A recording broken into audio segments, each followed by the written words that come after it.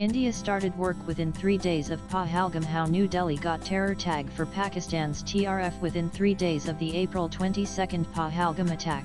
Indian authorities provided to the United States U.S. substantial evidence, including proof of leadership and its direct involvement in the strike, to get the terror outfit tag for Pakistan's The Resistance Front TRF. The U.S. State Department's process of designating a group a terror outfit is highly technical, rigorous, and immune to political influence, unlike procedures followed at the United Nations Security Council UNSC. The designation process involves the submission and thorough verification of credible intelligence and data. News 18 learned that the information provided by New Delhi met the stringent standards of the U.S. designation process, which is often regarded as more rigorous than the UNSC mechanism, where geopolitical interests may at times affect outcomes. The U.S. listing of TRF also highlights how Pakistan's Foreign Minister Ishaq Dar allegedly attempted to shield the group. Notably, Dar reportedly took pride in removing references to TRF from the Security Council's condemnation message following the Pahalgam attack, an attack for which TRF itself had claimed responsibility. The successful designation by the US serves as both a validation of India's evidence and a diplomatic setback for efforts to obscure the group's role. It also reinforces TRF's identity as a front for the proscribed Lashkar-Taiba, affirming its operational ties and culpability in recent acts of terrorism. A strong affirmation of India-US counter-terrorism cooperation. Appreciate SEC Rubio and State Department for designating TRF Lashkar-Taiba-led proxy as a foreign terrorist organization FTO and specially designated global terrorist SDGT. It claimed responsibility for the drive S.J. Shankar July 18, 2025 after the Pahalgam attack, in which 26 civilians were killed.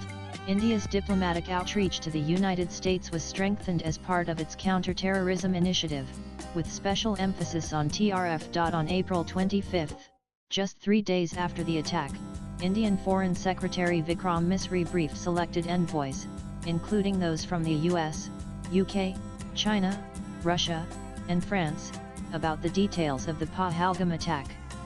These briefings for G20 representatives included specifics on the modalities of the attack, the casualties, and preliminary intelligence pointing towards TRF's involvement as a proxy for Lashkar-Taiba-led.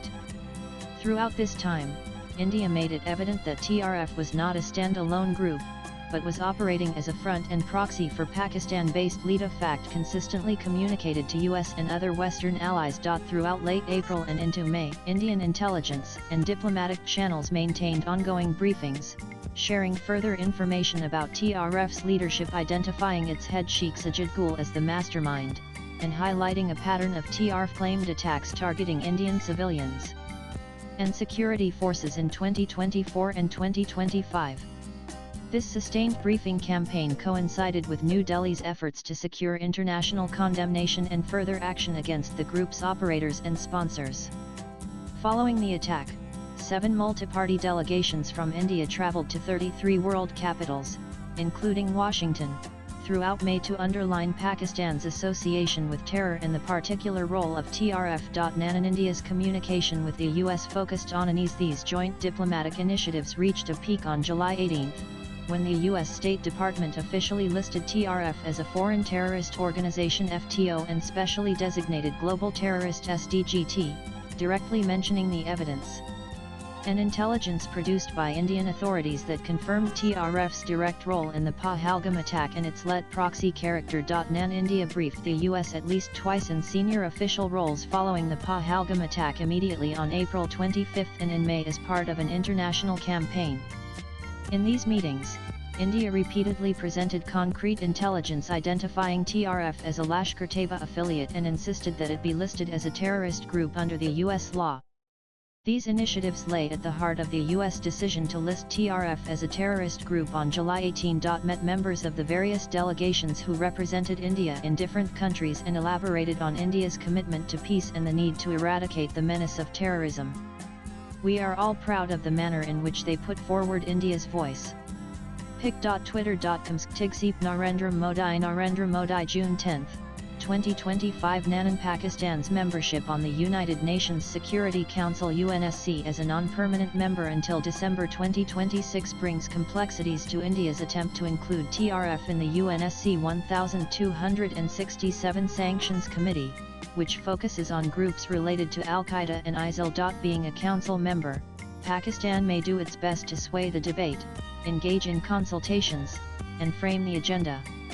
While non-permanent members lack veto power, their dissent and procedural holds can make consensus building challenging, particularly when listing entails groups said to be functioning from their own territory or connected to their establishments. Pakistan's past stances and diplomatic activism on matters bordering on terrorism designations, or with respect to entities it is accused of supporting, similarly indicate that it will utilize its status to slow or water down any step it feels targets its interests. The complexities are further compounded by China's status as a permanent member P5 of the UNSC with veto power. China has a historical record of protecting Pakistan on terrorism listings, matters most famously in earlier cases against Lashkar-Taiba and Jaish-e-Mohammed. As the UNSC 1267 committee works by consensus, China's veto alone can be sufficient to veto any proposal irrespective of support from the other members of the Council. Its strategic alliance with Pakistan and inclination to emphasize the requirement of solid evidence or greater consultations usually leads to procedural holds, requests for more information, and even the occasional outright blocks on listings requested by India. Swipe left for next video. Practically, the combined presence of Pakistan's active engagement and China's veto power presents a tough procedural obstacle for India. The procedure requires consent or, at least, no objection by all committee members. As past listings indicate, China's eagerness to exercise its veto usually at Pakistan's request and Pakistan's aggressive diplomatic activity result in Indian initiatives being put on hold, subjected to repeated technical holds, and even rejected until the composition of the Council or political calculations shift. This highlights why, despite U.S. support and a more robust evidence-based case after TRF's designation in Washington, India has a diplomatic uphill battle to get the 1267 listing as long as Pakistan and China hold seats of power in the UNSC. Latest blogs.